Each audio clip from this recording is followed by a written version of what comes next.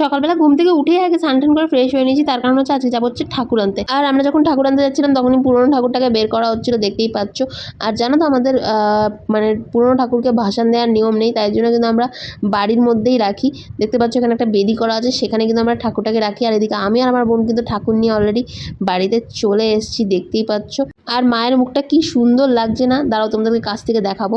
আগে ঠাকুর মন্দিরে ঢুকে যাক, দেন তোমাদেরকে একদম ভালো করে ঠাকুরের মুখটা দেখাচ্ছি।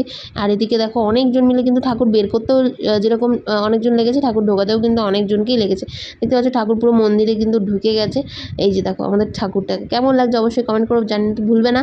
আর দেন আমি ঘরে এসে স্নান টান করে একটুখানি শুয়েছিলাম, আর তারপরে দেখলাম যে বাবা কিন্তু কাঁচা বাজার নিয়ে চলে এসেছে। সন্ধ্যাবেলা বাইরে গিয়ে দেখলাম যে প্যান্ডেল কমপ্লিট হয়ে গেছে, ফুল দিয়ে ডেকোরেশন করার জন্য লোক চলে এসেছে, পার্লারের লোক ঠাকুরকে সাজানোর জন্য চলে এসেছে। আর সব কিছু হয়ে যাওয়ার পর বোন কিন্তু বসেছিল আলপনা দিতে। তো আজকের মিনি ব্লগটা ছিল এইটুকুনি। যদি মিনি ব্লগটা ভালো লাগে থাকে অবশ্যই লাইক করতে ভুলবে না। চলো বাই।